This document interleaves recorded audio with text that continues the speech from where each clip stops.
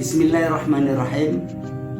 Saudaraku kaum muslimin muslimat rahimakumullah, ikuti channel yang mantap ini, Dinia Al-Ikhlas, media channel yang memuat tentang konten pembelajaran pembacaan Al-Quran, belajar kitab-kitab dari pondok pesantren, gurunya dari ustadz-ustadz terpilih yang akan terus saya share agar Anda terus mendapatkan informasi tentang pembelajaran agama. Jangan lupa klik like, tulis komen, subscribe, kemudian bagi ke teman-teman Anda agar mendapat kemanfaat dari seluruh umat seluruh alam. Wassalamualaikum warahmatullahi wabarakatuh. Bismillahirrahmanirrahim. Subhanaka la ilma lana illa ma 'allamtana innaka antal alimul hakim. Bismillahirrahmanirrahim. Dalam sebuah hadis dinyatakan zirwatul imani arba'u khilal. Pangkal iman itu ada 4 perkara. Kalau melihat dari kamus bahasa Arab, mungkin juga mirip maknanya, diartikan bukan pangkal iman tapi puncak dari keimanan. Zirwatul iman arba'un. Puncak iman itu ada 4. Yang pertama, sabar terhadap keputusan Allah yang diberikan kepadanya. Kata-kata keputusan diganti kalau di teks Arabnya as-sabru lil hukmi. Sabar menjalankan hukum-hukum Allah Ta'ala, atau sabar terhadap hukum-hukum Allah yang diberikan kepadanya. Keputusan diganti dengan hukum. Kemudian yang kedua, ar-ridha bil qadari. Ridha atas ketentuan Allah Ta'ala kepadanya. Yang ketiga, al-ikhlasu lit tawakkul. Ikhlas dalam segala bentuk pengabdian kepada Allah Ta'ala. Kalau mungkin bahasa bisa diganti, memurnikan hati hanya tawakal kepada Allah Ta'ala. Mentawajukan hati atau mengkosongkan hati atau memurnikan hati hanya tawajuh kepada Allah Ta'ala. Yang keempat, al-istislamu li Rabbi. Segala urusan perkara dunia atau akhirat hanya diserahkan kepada Allah. Bisa sedikit diganti, segala urusan diganti menyerahkan diri atau diri hanya diserahkan kepada Allah Ta'ala. Ini terjemahnya sedikit dirubah. Hanya diserahkan kepada Allah, bukan segala urusan tapi diri. Diri hanya diserahkan kepada Allah Ta'ala. Ada 4 perkara merupakan tanda atau puncak keimanan. Sabar terhadap hukum-hukum Allah Ta'ala. Nomor kali, ridha atas ketentuan Allah kepadanya. Yang ketiga, di sini ikhlas dalam segala bentuk pengabdian diganti memurnikan bahasa kesupen. Yang pertama sabar terhadap hukum-hukum Allah. Yang kedua, ikhlas dalam atas ketentuan Allah. Yang ketiga, di sini tuh ikhlas li tawakul. Ikhlas dalam tawakal, kata mohon cekap. Ikhlas dalam tawakal. Yang keempat, niki segala urusan perkara dunia akhirat diganti diri hanya diserahkan kepada Allah Ta'ala. Tanda-tanda ketika iman itu sempurna, yang pertama, sabar terhadap hukum Allah. Maksud sabar terhadap hukum Allah bagaimana? Di antaranya sabar dalam menjalankan seluruh syariat agama. Sabar dalam menjalankan seluruh syariat-syariat agama. Dalam mengamalkan agama tidak akan pernah mengeluh. Ketika seseorang itu hatinya diisi dengan keimanan yang sempurna, maka nanti di antara tandanya dalam menjalankan agama, menerima hukum-hukum syariat tidak akan pernah mengeluh. Di antara kejadian yang mungkin termasuk sering terjadi, banyak yang belum siap menerima hukum agama, di antaranya dalam bab warisan. Wanita itu dalam warisan separuh dari laki-laki. Laki-laki 2 kali lipat daripada bagian perempuan. Andaikan seseorang meninggal dunia, ahli waris cuma 2 anak, 1 laki-laki, 1 perempuan. Maka nanti andaikan warisan itu 150 juta, anak laki-laki 100 juta, anak perempuan 50 juta. Ini biasanya kadang-kadang masyarakat kita di Indonesia khususnya, mereka kaum wanita berat menerima ini. Pengennya perempuan mendapatkan bagian yang sama dengan laki-laki.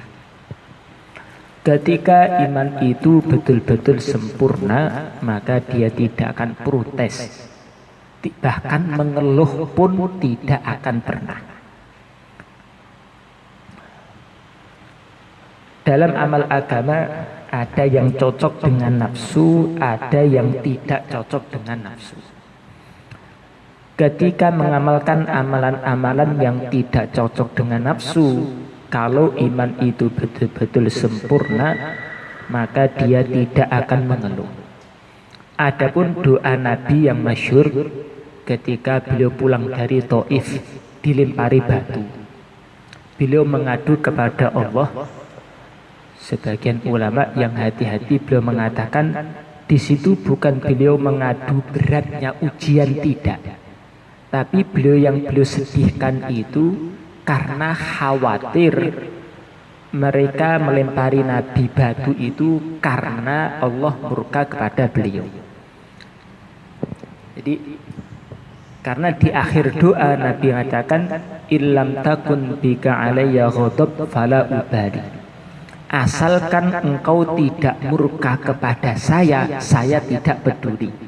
Maka sebagian ulama mengatakan Nabi ketika itu doa yang isinya begitu sedih itu bukan karena beliau merasakan beratnya ujian dilempari batu, sedihnya diusir, akan tetapi beliau takutkan itu kalau ini merupakan tanda bahwasanya Allah Ta'ala murka kepada beliau. Maksudnya bagaimana? Yang menggerakkan orang-orang Taif melempari Nabi hakikatnya Allah Ta'ala. Maka yang Nabi takutkan apakah Allah marah sehingga Allah Ta'ala menggerakkan orang-orang Taif untuk melempar beliau. Termasuk sering Syekhina Ubaidillah ataupun Yai Fatah, kadang-kadang Gus Mahmud juga menyampaikan kisah Nabi Musa alaihissalam yang lari karena dikejar ular itu. Para ulama ahlul kalam yang fanya tauhid demi menjaga adab kepada para anbiya, mungkin juga sudah belajar di Tijan Daruri, di antara sifat para anbiya adalah terjaga dari perbuatan dosa. Bahkan perbuatan yang bukan dosa itu pun mereka dijaga. Walaupun itu bukan suatu kemaksiatan, tapi kalau itu sesuatu yang tidak munasib pun itu tidak mungkin. Apalagi berbuat maksiat. Lemah iman ini lebih jelek daripada kemaksiatan. Maka mustahil para anbiya itu lemah imannya. Saya sendiri, saya kira itu sekedar cerita. Tapi ketika saya dulu gerak 1 tahun sehingga di markas Jakarta, waktu itu ada jamaah dari Arab, tapi saya lupa dari Riyadh atau dari mana saya lupa. Itu bayan pentingnya iman dan dakwah. Habis malam markas itu Tapi selain menyampaikan pentingnya iman dan dakwah, secara tidak langsung tanpa disadari menjatuhkan para martabat para anbiya. Yang paling banyak Nabi Musa. Saya ingat itu ada 5. Dianggap merupakan kelemahan iman. Kalau yang masyhur kan Nabi Musa lari karena dikejar ular. Tapi ada lain yang saya sendiri sampai lihat dengar itu Masya Allah sedih dengarnya. Ketika Nabi Musa mendapat perintah dari Allah Ta'ala untuk ke Gunung Tursina selama 40 hari untuk menerima wahyu kitab Taurat. Ketika pulang-pulang umatnya pada menyembah patung sapi. Kata Mubayyin, inilah akibat ketika meninggalkan Jaulah satu katanya. Walaupun untuk belajar agama, belajarnya dengan Allah Ta'ala sendiri, Jaulah satu ditinggalkan, umatnya pada sesat katanya. Ini kan pemahaman yang salah kaprah, salah total. Terus bagaimana memahaminya? Nabi Musa itu ke Gunung Tursina atas perintah Allah, dakwah juga atas perintah Allah, datangnya hidayah itu semua atas kekuasaan Allah Ta'ala. Andaikan dakwah itu bisa mendatangkan hidayah, tentu setiap yang didakwai semuanya tentu dapat hidayah.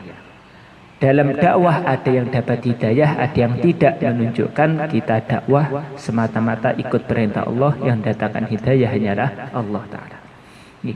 Kembali kepada pembahasan. Doa baginda Nabi ketika pulang Taif bukan berarti beliau mengeluh karena beratnya mengamalkan agama, tetapi yang beliau di situ menangis sedih karena takut kalau Allah Ta'ala murka kepada beliau. Tanda keimanan yang kedua, ketika iman betul-betul sempurna, adalah ridho atas ketentuan Allah kepadanya. Kalau melihat rukun iman, termasuk rukun iman yang keenam adalah iman dengan qadha dan qadar, baik maupun yang buruk, semuanya dari Allah Ta'ala. Ridho kepada maksudnya bagaimana? Di antaranya apa yang ditakdirkan Allah kepadanya, maka dia pasrah, tidak akan mengeluh. Termasuk di hadis berkaitan dengan iman kepada takdir dijelaskan merupakan bisikan syaitan agar manusia itu mengatakan laukana kadza lakada. Andaikan dulu saya ini seperti ini, tentu sekarang seperti ini. Kata-kata ini kalau memandang satu sisi ada yang kurang baik, karena ada unsur tidak ridho dengan takdir, bahkan seolah-olah protes dengan takdir. Dia tidak ridho kepada takdir. Andaikan dulu saya ini kenal dakwah ini mulai kecil, mungkin saya sudah mondok jadi seorang ulama besar. Kata-kata seperti ini, andaikan seperti ini, termasuk godaan syaitan yang mengakibatkan seseorang ini ada unsur tidak ridho kepada takdir, bertentangan dengan rukun iman. Kalau di sini bahasanya tanda iman sempurna tidak akan tanda iman sempurna adalah ridho akan keputusan Allah Ta'ala. Hatinya ridho. Berarti kalau kita ditakdirkan berbuat maksiat kemudian kita ridho begitu saja. Saya nggak keluar ini nanti alasan kenapa nggak keluar, kemarin nggak keluar, apa ada unsur apa? Memang takdirnya saya ini nggak keluar. Ya sudah, nggak usah dibahas, karena termasuk rukun iman adalah ridho dengan takdir. Berarti kalau saya nggak keluar sudah lewat, nggak usah dibahas. Bukan seperti itu. Ada tuntutan iman, kita tidak boleh protes dengan takdir. Tapi juga ada perintah Allah, kalau berbuat maksiat maka kita harus taubat. Jadi tidak boleh alasan berbuat maksiat kemudian alasannya ini sudah takdir dari Allah Ta'ala, jangan kamu permasalahkan saya. Nanti nggak sholat jamaah, kemarin nggak sholat jamaah, memang takdir saya itu nggak sholat jamaah. Ini Takdir, iman kepada takdir tidak benar kalau dijadikan alasan untuk berbuat maksiat. Nanti kalau ada alasan seperti itu ya dijawab sekalian, berarti kamu takdirnya calon neraka gitu juga. Kemudian yang ketiga, al-ikhlasu tawakul, ikhlas dalam tawakal. Maksud ikhlas dalam tawakal bagaimana? Dalam segala masalah hati hanya tawajuh kepada Allah, tidak tawakal kecuali hanya kepada Allah Ta'ala. Bukan berarti tawakal dan membuat asbab ini tidak bertentangan. Tidak bisa saya ini cukup tawakal saja sehingga tidak mengerjakan asbab, karena berbuat asbab dengan tawakal tidak bertentangan. Kalau orang itu mengerjakan asbab, bukan berarti dia tidak tawakal kepada Allah. Kemudian ketika seseorang itu enggak buat asbab, belum tentu dia tawakal kepada Allah. Kadang-kadang seseorang itu buat asbab tapi hati masih tawakal kepada Allah. Kadang-kadang seseorang itu enggak buat asbab bukan karena tawakal, sebenarnya malas bekerja saja, tapi alasannya cukup tawakal kepada Allah Ta'ala. Yang benar bagaimana? Digabungkan antara tawakal dan syariat. Seperti baginda Nabi mencontohkan, memang kalau membahas hakikat, hidayah itu semuanya dari Allah Ta'ala. Allah Ta'ala di dunia ini ada sunatullah. Kalau Allah Ta'ala mendatangkan hidayah, asbabnya adalah Allah datangkan para da'i-da'i. Datangnya da'i ini suatu asbab, datangnya hidayah, hakikatnya datangnya hidayah dari Allah Ta'ala. Urusan makan, Nabi yakin bahwasanya yang mengenyangkan hanyalah Allah Ta'ala. Tetapi bukan berarti kemudian beliau nggak mau makan sama sekali. Beliau juga makan, tapi hati hanya tawajuh kepada Allah Ta'ala, yang bisa mengenyangkan hanyalah Allah. Ketika perang, beliau juga memakai baju besi, juga membuat strategi, bawa pedang, bawa tameng, bawa anak panah juga. Bukan berarti kalau mau seperti itu kemudian dia nggak tawakal. Tidak, beliau membuat asbab, ikut perintah Allah, hatinya tetap tawajuh kepada Allah Ta'ala. Ketika seseorang itu kerja, buka toko, dia buka toko karena ikut perintah Allah Ta'ala untuk membuat asbab. Tapi hatinya hanya tawakal kepada Allah, yang mendatangkan rezeki bukanlah toko tapi adalah Allah Ta'ala. Jadi asbab dan tawakal itu tidak saling bertentangan. Semuanya kaitan dengan hati masing-masing, bisa berjalan secara berseiring. Tapi memang kata Syekh Ibnu Athaillah, para wali itu bermacam-macam. Ada yang para wali itu urusan rizki nggak mau buat asbab zahir, asbab dunia sama sekali. Ada sebagian aulia itu ya perlu asbab. Sebagian wali urusan rezeki ada yang sudah cukup doa kepada Allah, wiridan pada Allah, ada yang derajatnya seperti itu. Ada sebagian wali itu ya hatinya tetap tawajuh kepada Allah, tapi dia juga buat asbab. Dulu ada seorang aulia, tinggalnya di tengah hutan. Kerjaannya 24 jam full zikir, sholat, ibadah, tidak pernah kerja sama sekali. Kalau waktu makan langsung berdiri doa kepada Allah, langsung datang makanan langsung dari langit. Ya memang ada wali yang tingkatannya seperti itu. Sebagian teman-teman cerita saya lupa di Jawa Tengah atau di mana, kalau nggak salah di Jawa Tengah. Dulu yang cerita Romi Syekh Muzir, itu ada suatu pesantren, ketika gerbang masuk ke rumah dalam kiainya ada tulisan akeh wirid akeh duit, katanya akeh wirid akeh duit. Di kiai tersebut nggak ada asbab sama sekali, asbab duniawi, cukup wirid saja, saking pengalamannya sudah jadi semboyan pintu masuk tulisannya akeh wirid, akeh duit. Pokoknya kalau wiridnya datang, nanti ada saja rezeki datang. Tapi kalau wiridnya kurang, biasanya nanti urusan rezeki juga merosot terus. Pengalaman masing-masing. Kemudian yang keempat, diri hanya diserahkan kepada Allah Ta'ala. Ketika iman itu sempurna, tandanya adalah diri sendiri ini pasrah total diserahkan Allah Ta'ala. Apa perintah Allah itu yang diikuti. Syekhuna Uzair sering menyampaikan dalam bayan, beliau mencontohkan dalam dakwah. Baginda Nabi dakwah bukan karena risau, dakwah bukan karena semangat, tetapi dakwah karena ikut perintah Allah Ta'ala. Dakwah terang-terangan ya memang karena perintahnya dakwah terang-terangan. Dakwah sembunyi-sembunyi juga ikut karena perintah Allah Ta'ala. Tidak dakwah juga ikut perintah Allah.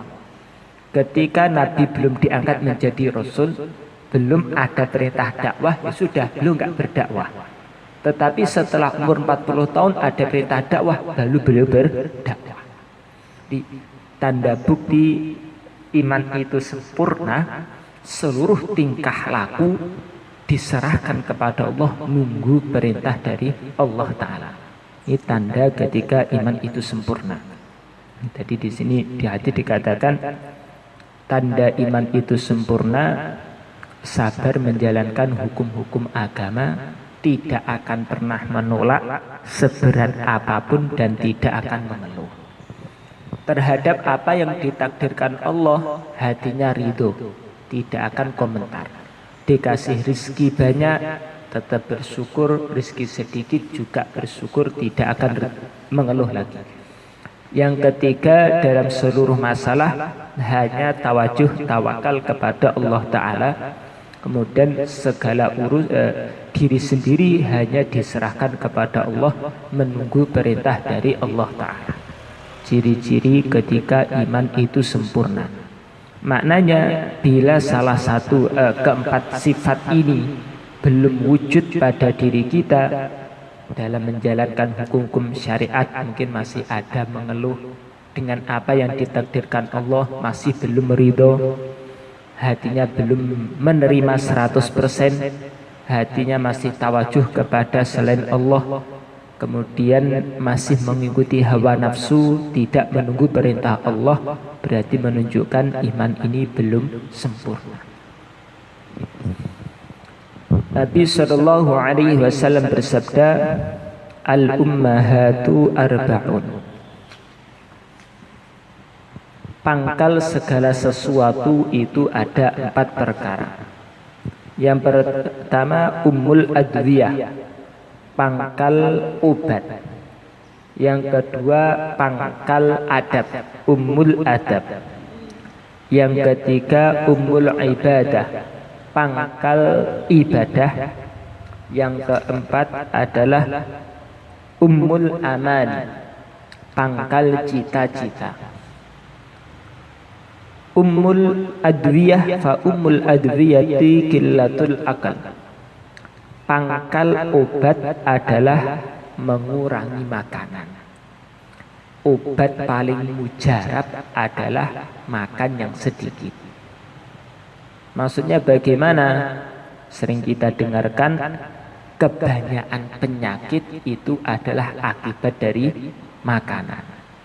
Kalau makanannya sedikit berarti maknanya penyakit yang akan masuk pada diri dia juga sangat-sangat sedikit. Sedia payung turun sebelum turunnya hujan. Supaya tidak terserang penyakit, ya sudah, makannya jangan terlalu banyak dengan penuh kehati-hatian. Sebagian ulama terkait dengan ayat halalan thayyiban, halal yang baik, yang makan itu, yang bagus itu, yang harus dikerjakan seorang mukmin pertama harus mempertimbangkan kehalalannya. Yang kedua thayyib. Di antara bentuk thayyib adalah tidak makan makanan yang membuat madharat pada diri sendiri. Ketika makanan itu secara kesehatan membuat madharat, maka hukumnya bisa menjadi haram.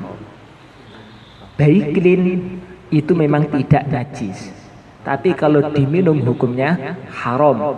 Apa itu hukumnya tidak halal?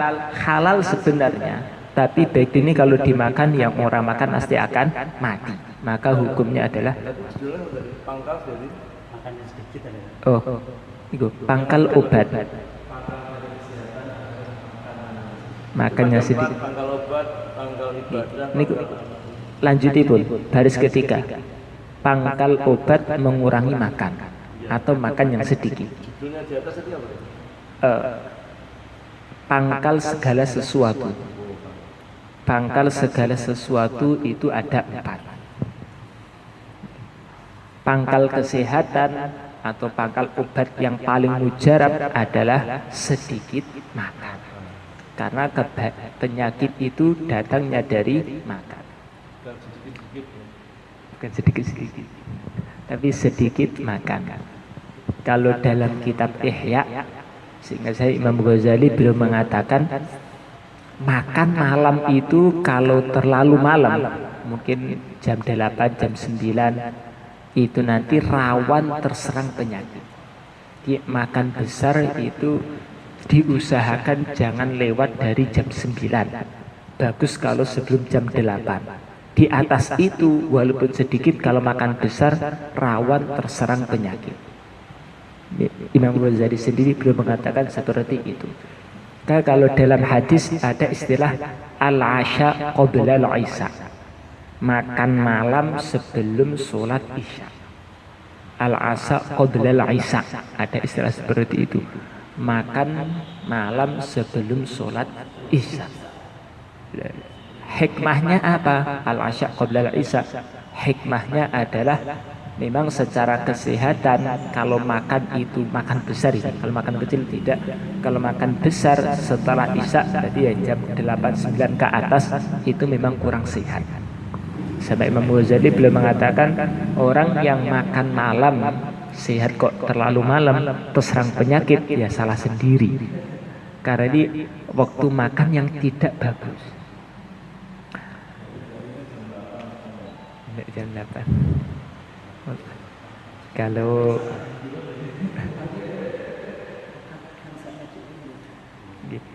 mungkin ya setidaknya jam lewat jam 9 ya, atau mungkin jam, kalau arah itu jam 8 atau 9. Kalau Qiyubat di Fatah nyatakan ya 8-9. Nah, biasanya beliau-beliau sendiri di Fatah Qiyubat kok buat acara diundang santri tasakuran kok lewat jam 9, biasanya enggak makan besar. Kalau makan kecil lauk-lauk, karena memang secara kesehatan kurang bagus. Kemudian yang kedua, pangkal dari adab adalah sedikit bicara. Di sini berbicara yang wajar dan pantas. Tapi kalau di teks Arabnya adalah qillatul kalam, sedikit bicara. Bicara tidak terlalu banyak. Maulana Sa'ad dalam Muntakhab Ahadits bab akhir ada tarkul ma la ya'ni, meninggalkan sesuatu yang tidak bermanfaat. Termasuk sesuatu yang tidak bermanfaat adalah bicara yang sia-sia. Ada bicara dunia, ada bicara sia-sia.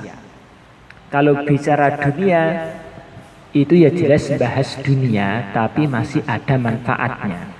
Tapi kalau bicara sia-sia, itu urusan agama nggak ada manfaatnya, urusan dunia itu juga nggak ada manfaat. Urusan dunia maupun agama nggak ada manfaat sama sekali, namanya bicara sia-sia.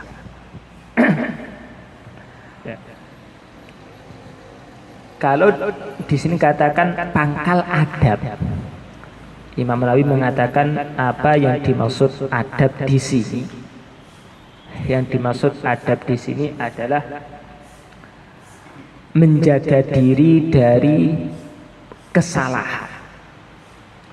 Maksudnya bagaimana? Kalau kita pengen terjaga dari kesalahan, di antara resep yang mujarab adalah jangan banyak bicara. Kurangi pembicaraan. Andaikan berbicara, maka difikir dengan semaksimal mungkin baru dibicarakan. Maka di Hayatus Sahabah, di Fadilah Amal juga diceritakan Sayyidina Abu Bakar, beliau seorang sahabat menceritakan memasukkan kerikil ke mulutnya supaya apa? Sebelum bicara dipikir dulu. Kalau nggak ada kerikilnya langsung ngomong, ada kerikilnya tentunya pengen bicara dikeluarkan dulu.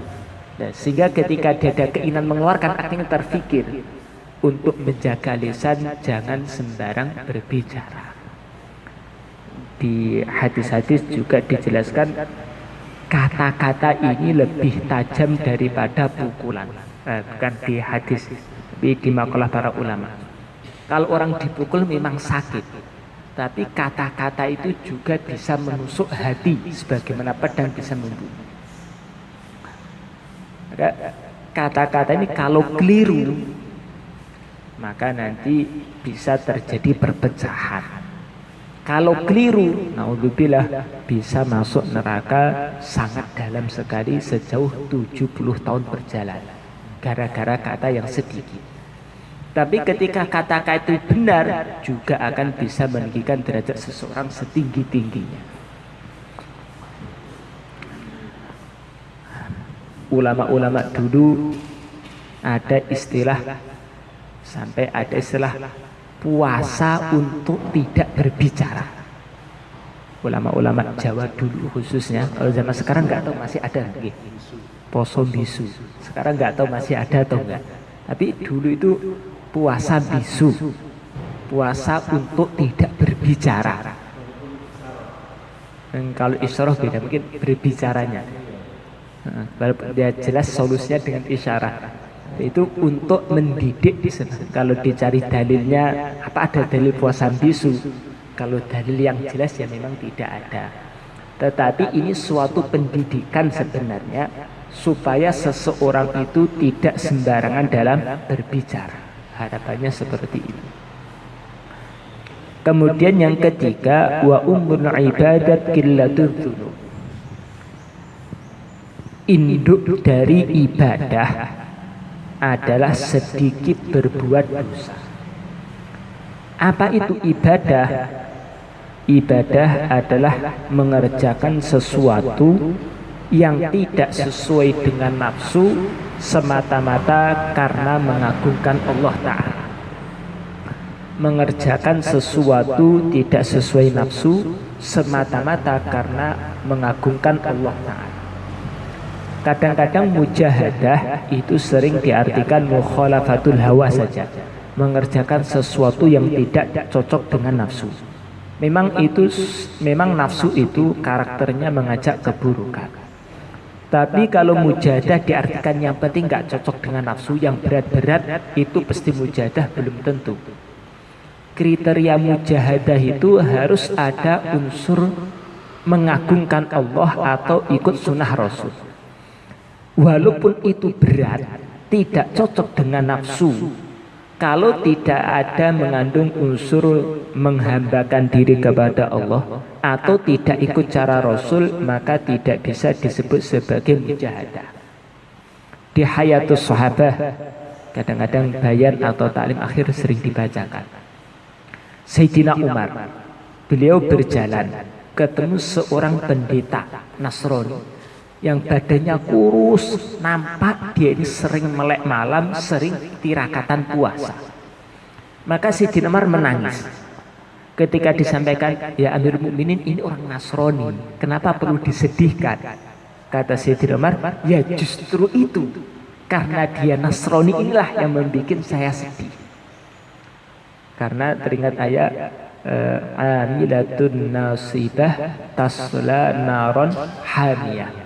Beramal susah payah capek-capek, tapi puncak-puncaknya adalah tasla naron hamiyah, masuk neraka. susah payah di dunia, perasaannya akan masuk surga, ternyata di dunia malah masuk neraka.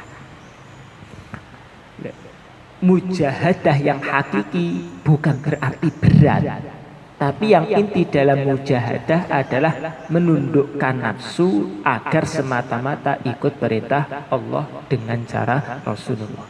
Kalau tidak ada unsur taat kepada Allah, ikut cara Rasulullah, maka bukan mujahadah, bahkan juga bukan suatu ibadah. Di sini dikatakan induk ibadah, pangkal ibadahlah qillatul dzunub. Karena ibadah itu adalah mengagungkan Allah, maka puncak dari mengagungkan Allah menjaga diri dari sesuatu yang membuat Allah Ta'ala murka. Apa yang membuat sesuatu Allah Ta'ala murka? Adzunub, ya dosa. Kata para ulama, hati-hati dengan suatu dosa walaupun itu kecil. Karena sekecil apapun dosa itu punya prestasi untuk mendatangkan murka Allah. Jangan meremehkan kebaikan sekecil apapun, karena seluruh ridha Allah tersembunyi dalam kebaikan-kebaikan. Kadang-kadang itu dianggap perkara yang remeh, tapi ternyata di situ ada ridha Allah. Sebaliknya kadang-kadang dianggap dosa kecil saja, ternyata di situ ada murka dari Allah Ta'ala.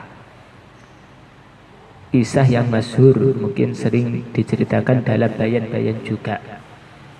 Zaman Bani Israel, seorang wanita kerjaannya adalah berzina. Bukan berbuat zina, memang berzina adalah pekerjaan dia.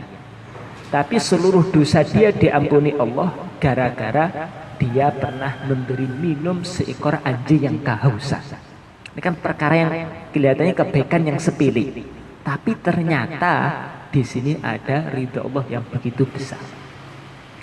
Ada kisah lain zaman Bani Israel, seorang ahli ibadah, sudah ibadah mentok, gak pernah maksiat sama sekali 70 tahun atau mungkin bahkan ratusan tahun. Suatu ketika terbesit dalam hati, saya kok sudah puluhan tahun tinggal di gubuk hanya ibadah saja, pengen cuci mata, refreshing katanya. Ternyata setelah keluar, singkat cerita, tergoda dengan kemaksiatan sampai tingkatan zina dan membunuh. Akhirnya ketahuan, diputuskan untuk digantung, dibunuh. Sebelum dalam perjalanan menuju tiang gantungan, karena sudah gak ada nafsu makan, jatah makan 2 keping roti diberikan kepada seorang fakir miskin.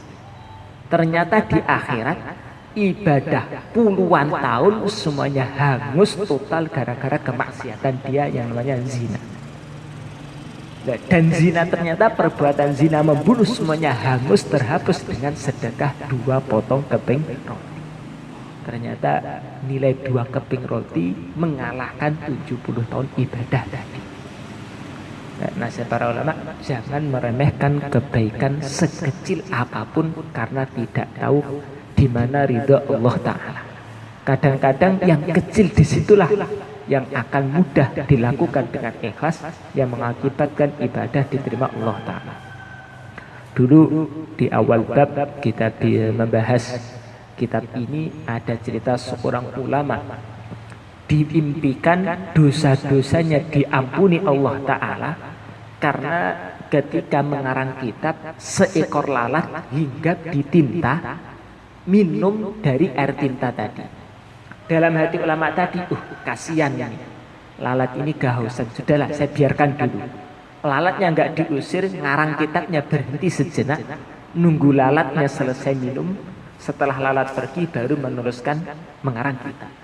Ternyata inilah yang diterima Allah, menjadi asbab dosa-dosa dia diampuni Allah Ta'ala. Sebaliknya kemaksiatan itu kadang-kadang dianggap perkara remeh. Ternyata di situ mengakibatkan murka Allah. Dalam suatu hadis Nabi sabdakan, seorang wanita zaman Bani Israel, ahli ibadah, sibuk ibadah, masuk neraka gara-gara seekor kucing. Dia melihara seekor kucing, diikat atau dikurung, tidak diperhatikan urusan makanan sehingga mati. asbab ini dia masuk ke dalam neraka. Kemaksiatannya ringan kelihatannya, cuman tidak memperhatikan makanan binatang yang dikurung. Lapang ngurung binatang tuh nggak boleh. Kalau dilepas lebih bagus. Tapi kalau dikurung boleh, tapi syaratnya harus diperhatikan mengenai makannya. Keperluan dia, jangan dibiarkan begitu saja. Kalau mati ini juga suatu dosa. Maka sebagian ulama ya yang hati-hati, kadang-kadang mereka nggak mau memelihara binatang yang bersifatnya terkurung. Mungkin burung atau yang lain yang sifatnya terkurung, sebagian mereka nggak mau karena takut nanti tanpa disengaja mengendoli. Sebagian yang lain Allah alam masih ada atau tidak. Tapi yang cerita sama saya anaknya, keluarga ulama di daerah Mojokerto sana, dia kadang-kadang ayahnya itu kalau malam hari tidur walaupun musim nyamuk, sengaja mungkin pakai kaos saja, kemudian sengaja nggak pakai obat nyamuk. Ada nyamuk hinggap gigit, sudah dibiarkan saja. Sengaja apa ya sudahlah, ikram nggak mampu, ikram kepada yang besar-besar ya sudah, ikram pada nyamuk saja. Sebagian aulia, sehingga di Fadilah Amal juga ada, punya amalan sedekah kepada semut. Setiap hari kan ada semut di tempat dia, setiap hari ngasih gula terus pada dia. Ketika hari Asyura dikasih gulanya, nggak ada yang makan. Ternyata semutnya ikut puasa juga. Biasanya dimakan terus 10 Asyura nggak dimakan. Sehingga 10 Asyura. Saya lupa kalau nggak 10 Asyura. Padahal dikasih gula. Kasih gula. Makan. Hari itu nggak makan utuh. Sehingga 10 Asyura. Saya lupa. Sehingga saya. Di kisah bagaimana ulama dulu itu sangat memperhatikan betul urusan kebaikan sekecil apapun, terutama kepada makhluk-makhluk hidup dari kalangan binatang-binatang. Mereka ini makhluk yang tidak punya dosa sama sekali.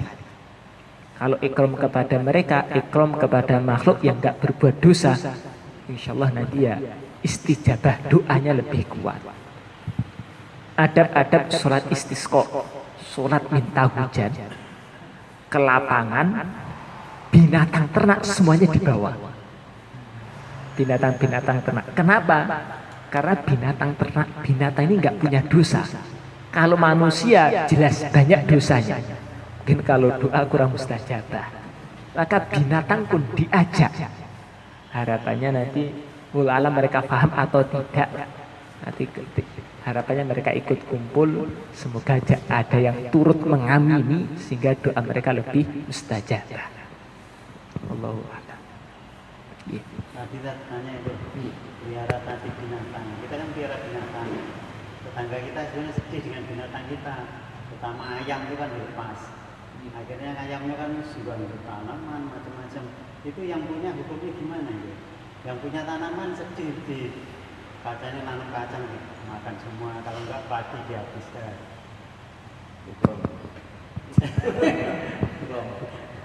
Kalau di dalam fikih nanti kaitan dengan barang-barang yang dirusak oleh binatang.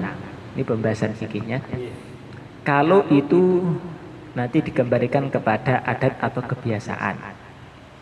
Kalau di daerah Arab khususnya atau daerah pedesaan, memang yang kebiasaannya itu siang hari binatang dilepas, pemilik kebun sawah yang merawat sawahnya.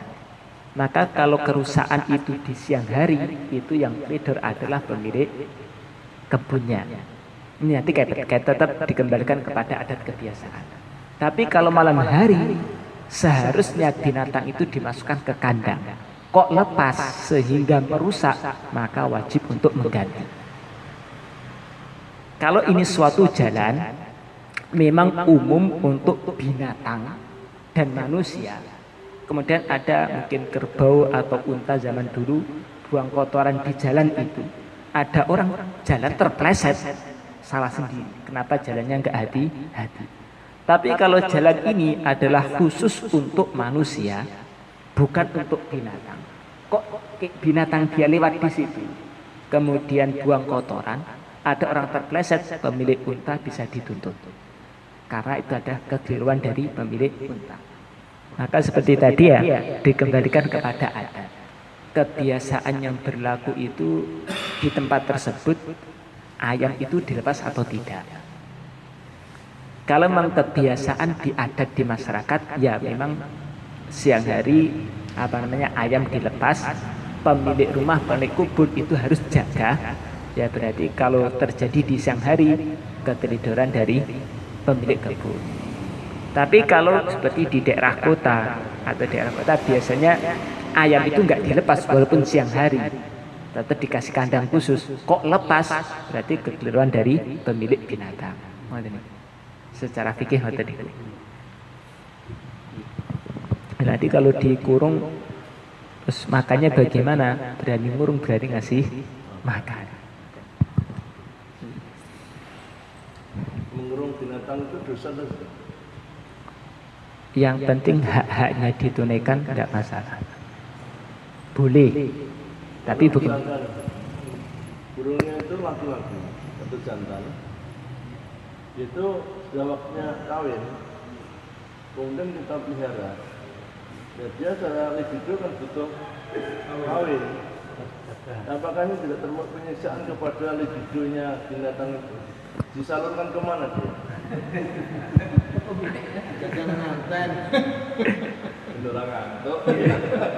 Kalau masalah ini belum pernah bahas masalah. Yang pernah itu yang saya tahu urusan makan. Kalau perkawinan apakah termasuk hak yang harus ditunaikan? Belum tahu. Karena kalau zaman dulu binatang kambing itu supaya cepat gemuk dikebiri, sehingga nanti nggak bisa nikah, itu boleh. Kambing dikebiri sehingga nggak bisa kawin, itu tidak haram, boleh untuk menggemukkan binatang tadi. Karena binatang kalau kambing kan memang untuk disembelih dimakan, sehingga supaya cepat gemuk. Kalau apa yang dimakan jadi daging, maka dikebiri sehingga tidak ada yang lari ke syahwat, sehingga cepat gemuknya. Ada istilah kebiri seperti itu. Ya ada unsur sedikit, ada unsur mendolimi ya. Kalau secara ketakwaan juga nggak boleh. Setahu saya dulu ada pembahasan seperti itu, tradisi. Tapi kalau secara fikih, apakah tingkatannya dosa? Karena nanti tidak bisa dikatakan dosa kalau ini memang binatang yang halal dimakan ya. Karena menyembelih itu juga boleh. Kan binatang mengkebiri lebih ringan daripada menyembelih. Kalau kambing itu disembelih kan memang boleh. Memang kambing diciptakan untuk dimakan. Ini dikebiri supaya dagingnya cepat gemuk, sehingga nanti kalau disembelih dagingnya banyak, tentunya lebih boleh. Tapi kalau binatang yang tidak untuk dimakan, dan nanti beda lagi pembahasannya. Ya, tapi kalau seperti itu mungkin punya burung yang sekedar nggak boleh dikawinkan, bagaimana? Belum pernah dengar bahasa masa ini. Tapi kalau yang kebiri itu khusus binatang yang seperti kambing. Tapi kalau kuda saya belum tahu. Karena kuda halal haram ada perbedaan pendapat. Tapi hakikatnya semua binatang itu maunya juga bebas. Jadi walaupun sehebat apapun dimasukkan sangkar, kalau terbuka pintu terjaga lari. Kalau manusia kan ada hak asasi manusia. Burung apakah juga ada hak asasi burung? Sehingga mereka butuh kebebasan. Nabi Sulaiman yang tahu. Soalnya kalau kita di negara kafir malahan, unik itu termasuk Arab sama. Di Australia itu semua binatang tidak boleh dizolimi, sedikit pun tidak boleh. Masuk sangkar aja nggak boleh. Sehingga ketika kita ke Australia itu begitu akrabnya dia dengan manusia, karena nggak berani manusia menembak satupun. Jadi kita itu kalau pagi biasanya terus duduk di depan teras itu. Kita bawa roti, pakai kacamata, burung kakak tua itu sudah itu banyak luar biasa, itu hingga di tangan saya, dan nggak ada rasa takut. Tahu rupanya sang burung ini ada undang-undangnya, saya dilindungi. Ketika manusia di hatinya tidak ada sifat zalim, binatang pun berani mendekat. Betul. itu kan undang-undang pemerintah. Tapi kalau memang secara fikih, karena dunia sebagian pandangan ulama, kalau mengurung burung itu yang setahu saya yang inti di makanannya. Tapi kalau yang lain bagaimana saya belum tahu. Yang pernah dibahas itu kaitan dengan makanan harus diperhatikan. Tapi kalau mengurung burung itu, walaupun mungkin dia juga tidak bisa bebas, tentunya lebih senang kalau dilepas bebas. Tapi kalau secara fikih boleh dengan alasan pandangan fikih, karena memang makhluk hidup selain manusia atau dunia ini diciptakan untuk manusia, maka boleh memanfaatkan selama tidak bertentangan dengan tertib syariat. Maka seperti kambing, sapi boleh untuk disembelih, bukan hanya ngurung, disembelih pun boleh. Kalau dikurung bagaimana? Ya sepenting hak-haknya ditunaikan. Apakah perkawinan itu juga termasuk hak burung yang harus ditunaikan?